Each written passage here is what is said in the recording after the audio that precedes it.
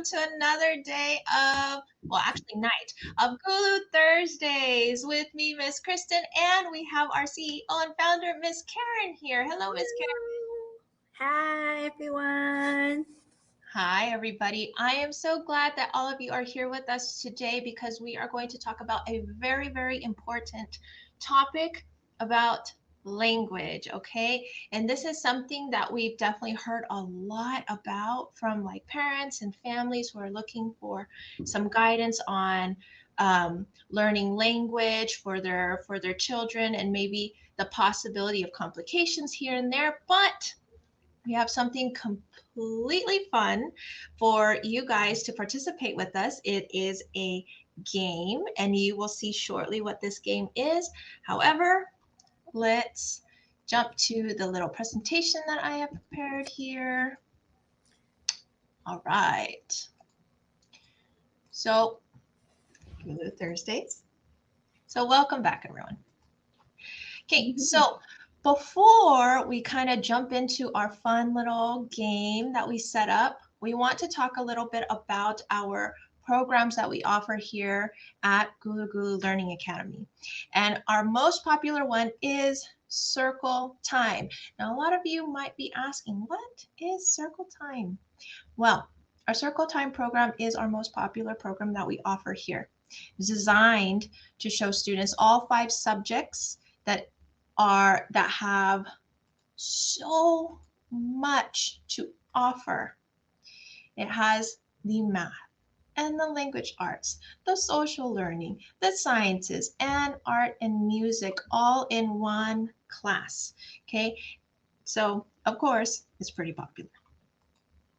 Next, our 12 Foundations program that ties in both the public education standards, the private school setting, and the homeschool support system all in one big hybrid mix, awesome system of learning that caters to all these 3 different types of systems.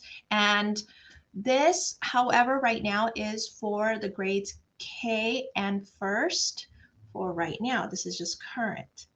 But if you are considering another option that has all of these 3 qualities, then please let us know. We have the 12 foundations available for you and the students. Okay. Next, we have other courses and classes such as math and science, so a math support class, coding. Okay, we also offer other separate language arts programs such as our phonics, reading, writing and grammar, and also the topic of today, language development, such as Chinese, Cantonese, and English. Our social learning class, so we offer our life skills course for children. This will help them with goal setting, social emotional knowledge, character building, also money skills, and so much more. And we are really happy to say that we are also offering our tutoring and arts and crafts programs, such as our art club. So we are offering in-person and online tutoring available for all subjects. We offer homework assistance and subject assistance for all of the students. So if you're interested in tutoring, maybe your student goes to the public school, that's completely fine. But if they need assistance in a certain subject, we are here to offer our help. Okay, and also our art club. For those of you who have those little ones who love to produce art, who love to be into crafts and just have amazing imaginations, we have the art club that we are going to offer on our Facebook Lives at the very end of each month. Okay, so if you want to check it out, please go ahead and hop in. Let us know. Okay, so now our topic of today. Fact or fiction? Bilingual children learning language. So, oh my gosh, you guys, we have heard a lot of stories with parents who are concerned about their children learning two languages, both English and then their family at home language, and maybe some possible complications. But today we have Miss Karen here who is going to assist us in letting us know the myths. We can talk about it and we can, share our experiences. She, as a native Chinese speaker, and then also speaks English. Me being a native English speaker, but also under knowing Spanish. Okay, so there are so many different scenarios and so many different experiences that we'd like to share, but we'd like to touch on a couple of the myths and the facts. So, common thing that we might hear. Now, you guys have to guess if this is fact or fiction. Exposing infants and toddlers to more than one language may cause delay in their speech or language development. Ms. Karen, do you think that this is fact or fiction? I do not agree with that. So it is, yeah, it is fiction. Fiction. So I'm raising a child that is speaking three languages. Mm-hmm. And Oh, three. yeah, so I do not see that is any delay. It's actually speed up the speech development. Mhm. Oh, that is absolutely right. You are right that it is fiction. So, yes, you guys, it's not true. It's not true.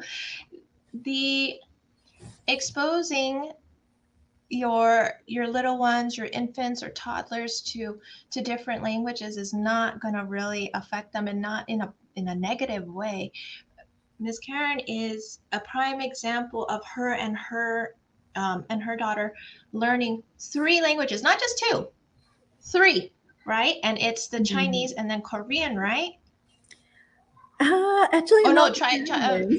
it's Chinese and Spanish. I'm so sorry, Yeah, right? Spanish, Chinese is regular having classes. And then Chinese also have Cantonese and Mandarin.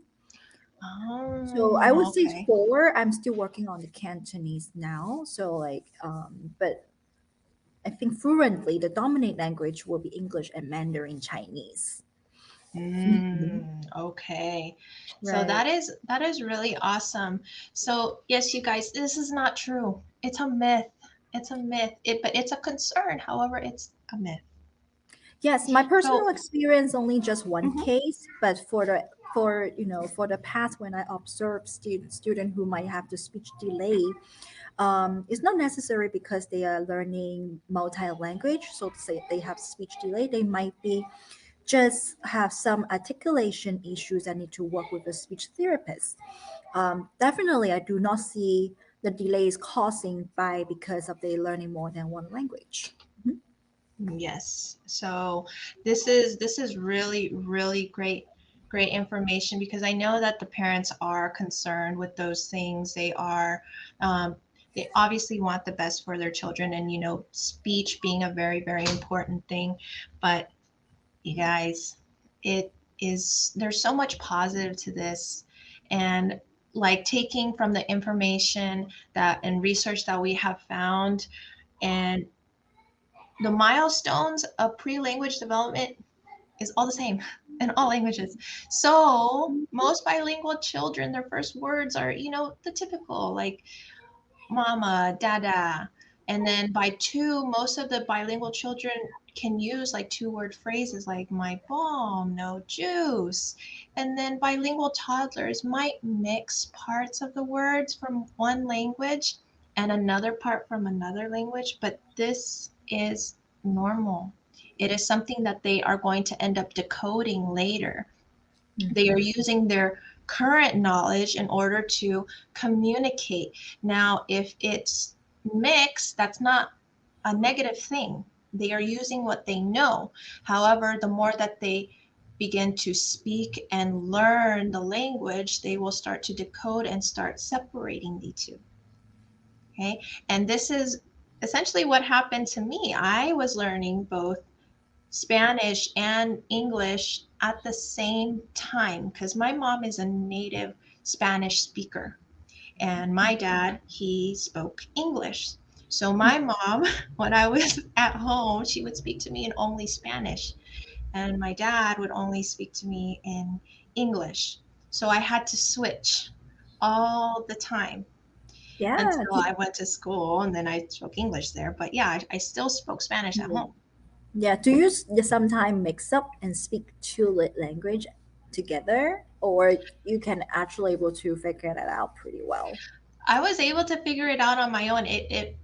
I'm sure that I did at the beginning, but it came second nature later that I knew Mm-hmm. what was Spanish and I knew what was English.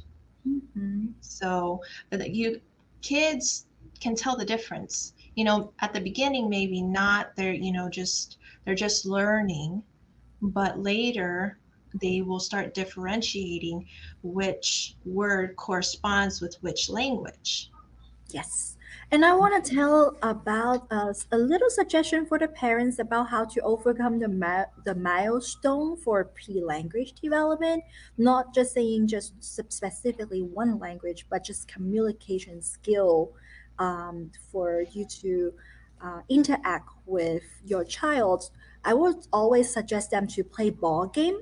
So by passing the ball, throwing it, and ask them to catch it, ask them to throw it back to you, just like a conversation wise that you always like have back and forth, Mhm. so they will understand the concept, interaction for using the language is come back and forth, you speak it, the other person responds, and you really need to spend time to talk to your child, looking to them eyes to eyes with eye contacts, expect them to respond back to you, and then if they say something, you pay individual attention to them, you respond to them.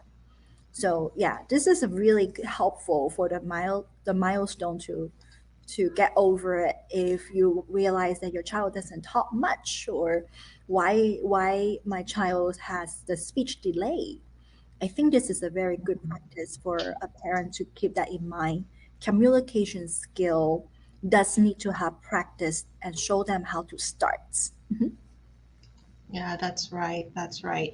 So I definitely agree. I think that that's something too that corresponds a lot to like life skills teaching, you know, the taking turns of the back and forth. The talking stick is what we would say. Right. So this is a cool, that's a cool thing to apply to, you know, getting over that like the obstacle of, you know, those milestones, because yeah, those that is really important and a pretty quick and easy tip for, you know, families to also Mm-hmm. apply onto their day to day, Right. right? Mm-hmm. Okay, Yeah. so now let's touch on another concern. Bilingual children will have academic problems once they start school. Hmm. Miss Karen. No, not at all. No. But if they have the speech No. delay, they might, because they have problem for um, uh, connecting with friends and teachers. Hmm. They might have problem or expressing they need help, so Yeah. seeking for help. So like, but bilingual children have no problem with associate with academic. Yeah, that's right. You know, it speech delay and bilingual do not correspond with one another. It's not, you can't assume that perhaps a speech delay is rooted because the child is bilingual. No, there's just some other underlying problems. Being bilingual is, you know, obtaining the knowledge of speaking a different language, different words, obtaining a vocabulary, but the speech itself is something that you're performing. It's the action, it's how the mouth is processing Mm-hmm. words, right? So they don't exactly, they might, So, more mm-hmm. times out of, you know, a lot, it they don't correspond with each other. Mm-hmm. Right. Okay, so the school setting, that is best suited bilingual children depends on the age of the child. So when we're talking about immersion in the English language speaking classroom, it is the best approach for the younger kids. Uh, but for the older kids, so we're talking like high school, it would be better for them to receive the lessons through like a section, like a class at a certain part of their day. Normally, in the average like high school classrooms, they would have that hour of a foreign language that they would learn. This is better for them. But research does show that there are academic advantages to being bilingual. It has a lot of problem solving and multitasking skills that are also applied to it and can increase the cognitive flexibility. Okay, so very, very valuable things that we may not even notice that comes from learning other languages. Okay, so now if a child does not learn a second language when he or she is very young, he or she will never be fluent. Miss Karen? Do you consider me as fluent? I have accents. Am I considered as fluent? I learned English when I was 5, 6 years old. Well, yeah, you are fluent. Yeah, You like are we very have fluent. accents because like of the mother tongues, right? But Mhm, no, yeah, we all can have be fluent. It depends on how often you will use the language, right? mhm. So, you guys, myth, fiction, fiction, fiction, fiction. Mm. Okay. Although the ideal language learning window is the first few years of life, I mean, of course, teaching in general to someone who is very, very young, to children, they are sponges. They absorb so much information. However, the older children and adults can still be fluent in a second language.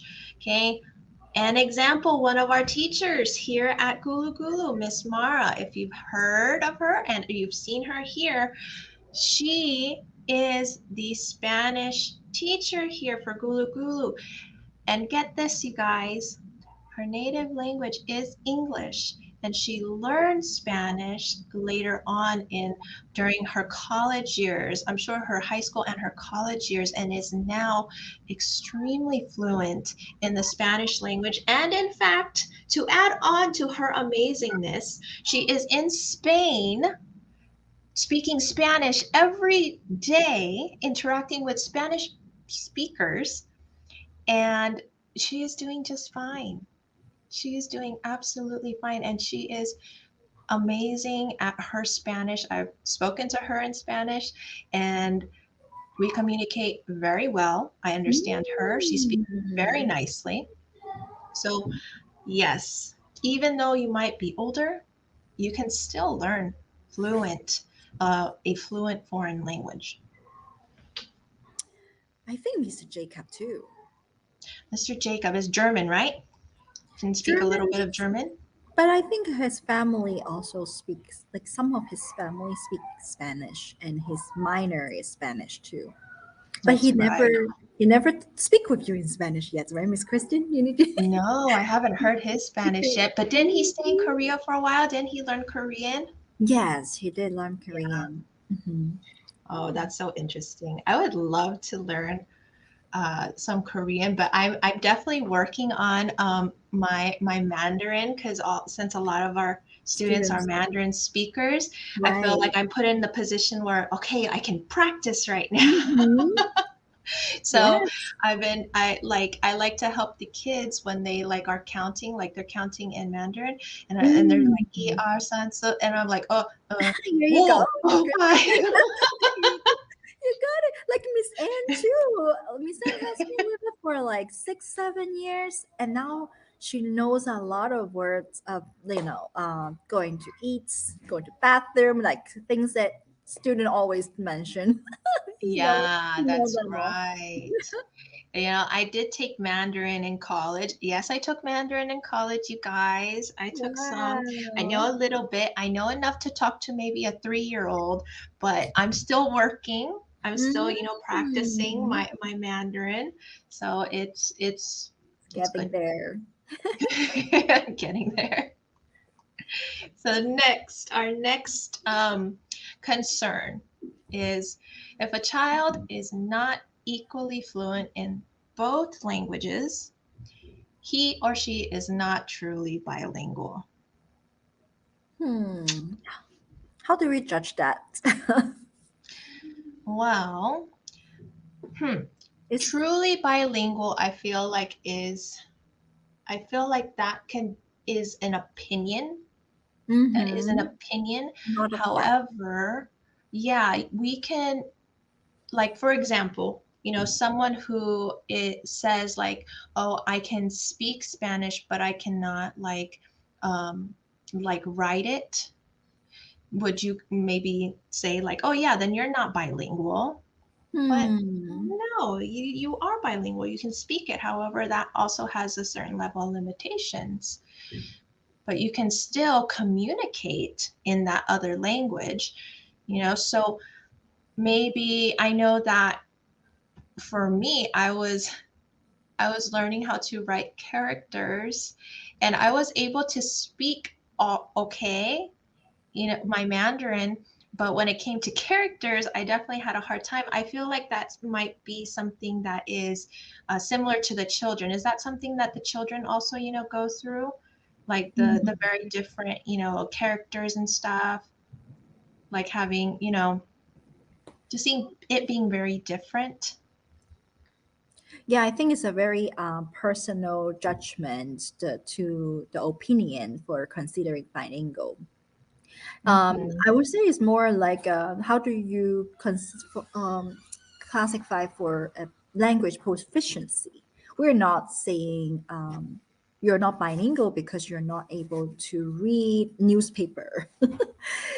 Right. Yeah. You can still read single words and being bilingual, and especially for the language learner, they know how to greet, they know how to say like a face to start with. We're already bilingual because you're learning a different language. You're Hmm. in a progress of speaking two language. So those are bilingual already, right? Mhm.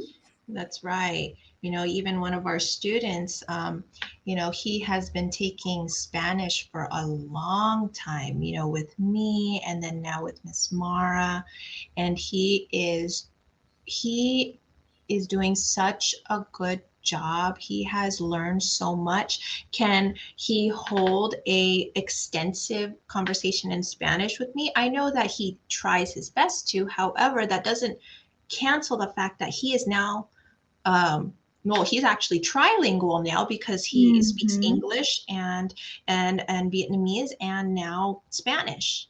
Right. Wow. Yeah, So, yeah. He progressed very well. I was so surprised that he never gave up and keep going, right? So now he's trilingual.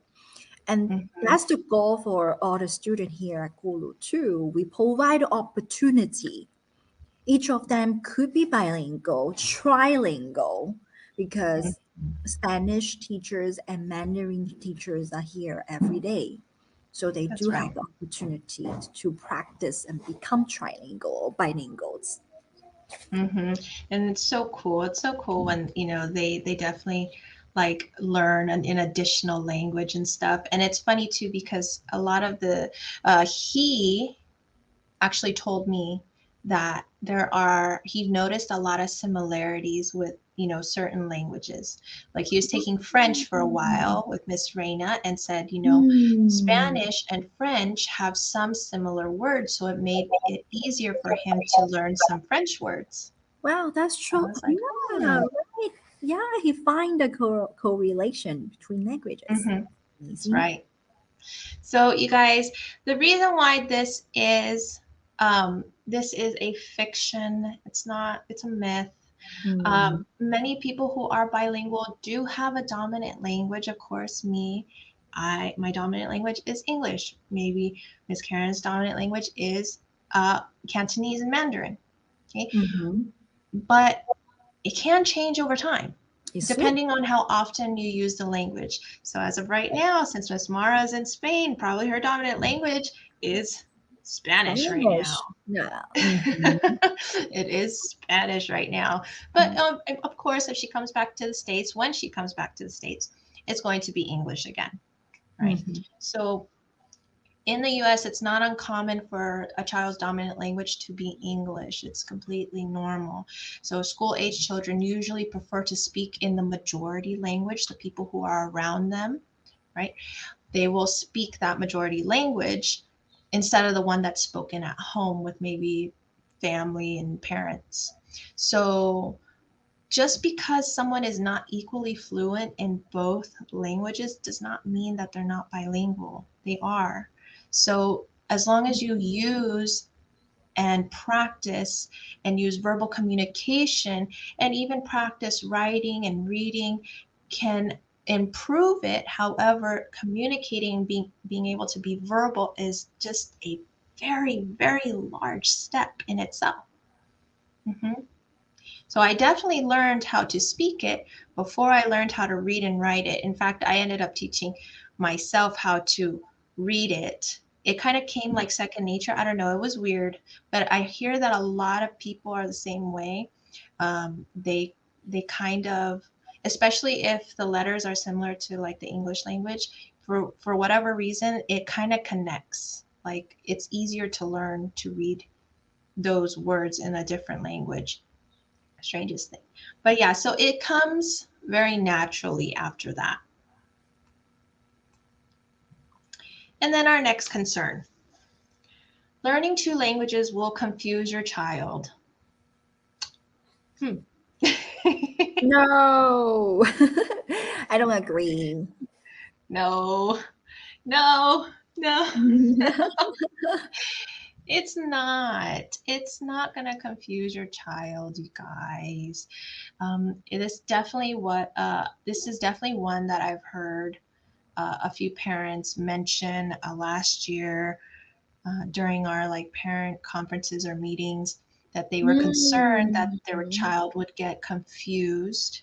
And Mm-hmm. even some parents went uh, pretty much decided to not read to their child, in English because they also thought that they would get confused. We Mm-hmm. hear a lot of stuff, you guys, but this is rest assured that no, it will not confuse them. Um, there might be some grammar issues here and there where they do the mixing of the two languages. So right here, this is in Spanish, quiero más juice. It's like, I want more juice, right? Juice is an English word. Quiero más is Spanish for I want more.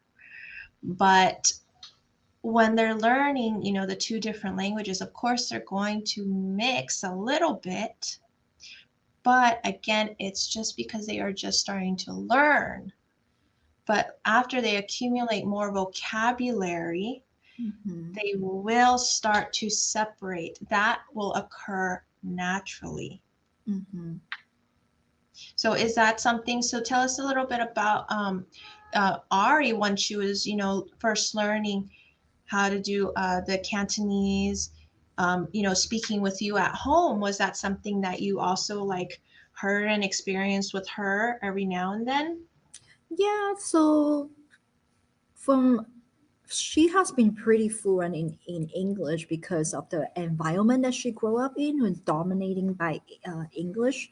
So then when I introduced Cantonese to her, and she will often will be using the way how English structure is. So it very Oh, in a very funny way, and I see that as really cute, and I never correct it. Just like when students are learning phonic, and they start writing sentence, they will have be like they put the phonic words, the spelling is not correct, but you can sign it out.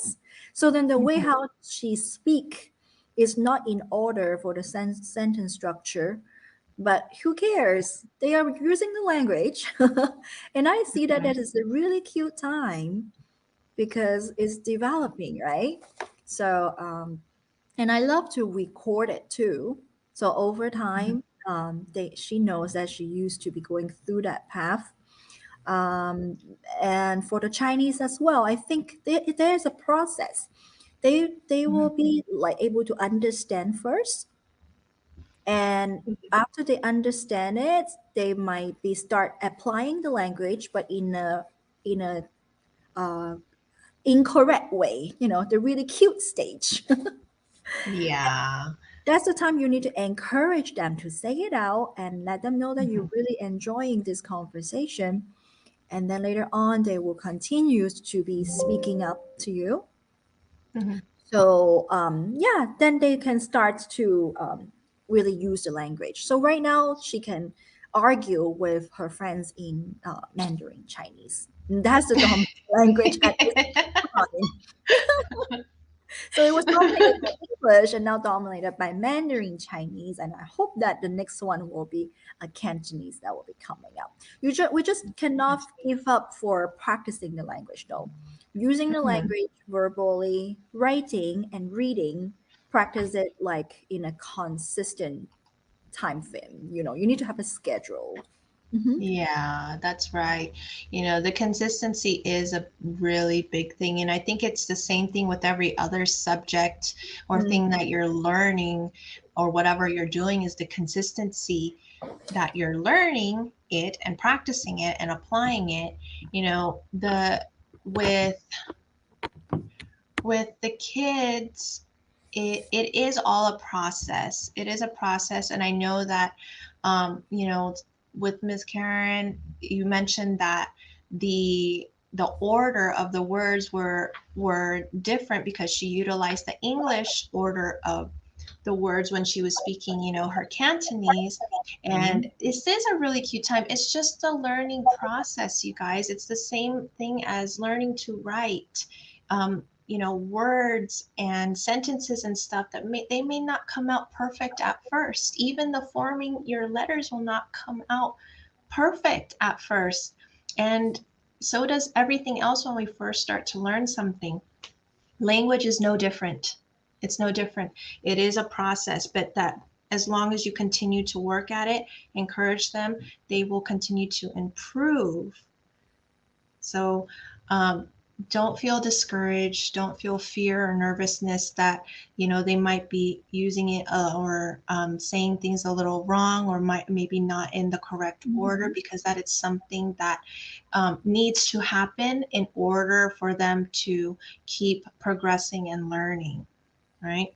So don't fear. It's okay. It's okay. Okay, so you guys, that is our fact and fiction are the most common concerns when it comes to learning language for the little ones.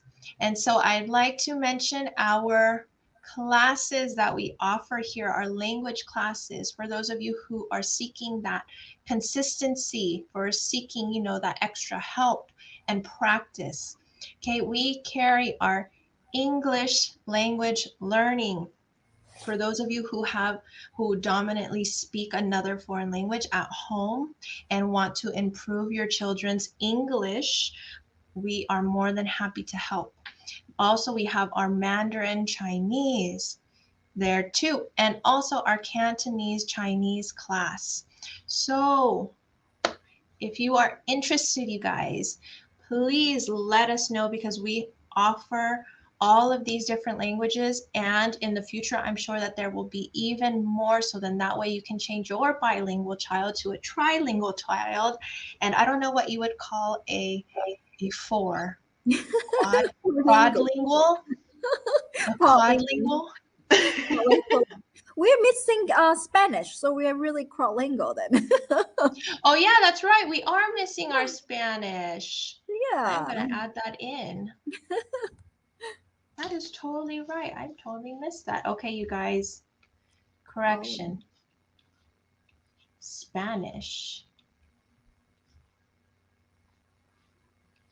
yay. Yes, here we go. our Spanish. So yes, our Spanish is there taught by Miss Mara. English usually is from me. Our Mandarin Chinese, Miss Chelsea, and our Cantonese is Miss Cami, right? And me too. I teach Yeah. on Sunday. Hmm. Yeah, and Miss Karen as well for Cantonese. So if you guys see any languages here that you want to partake in, improve, and learn more of, then please let us know. Let us know. Okay, so you guys, if here is our contact information. It is all here, our phone number, our email, and also please do not forget to go onto our Facebook page, like our page, put in a comment if we've taught your child and you just want to express how much you love our programs and stuff. We love to hear good things. It is like the cherry on top of, our day. We love hearing from you guys, the parents and stuff. So, and we love seeing, more questions being asked. If you have any other questions or concerns, or maybe a suggestion for a topic for Lulu Thursdays, we would love to hear from you too. Yay! Also, That's why I adore her so much. She has great presentation, wonderful slides. She's always surprised me for how great work that she has done. Kristen, I I know, I'm always just full of adore surprises. her. Yeah, Surprise! thanks. Yeah, so you guys, a quick heads up. We have a surprise tomorrow. We have an announcement to make. Hmm. So, um, keep a lookout for the surprise tomorrow, okay? Do not miss it. And even if you do miss it, there's a recording there anyways. But you want to be there live and listening because it is a fantastic surprise that all family, all friends, all children are invited to do. And I'll give you a little hint. It's for Chinese New Year's. Okay? Ah, what time is it going to be? What time is the announcement going to be, Miss Kristen? So keep a lookout for this announcement around 6 p.m. All Okay? right. Around Okay. 6 p.m. tomorrow. So, you guys, we are all done for tonight, and we are extremely happy to have all of you guys here, all the parents and families. And thank you, Miss Karen, for being here with us tonight. Thank you, Miss Kristen. My pleasure. Thank you, thank you. And you guys, once again, thank you so much for joining us for another night of Guru Thursdays, and we will see you guys tomorrow. Good night. Thank Good you. night. Bye. Bye, everyone.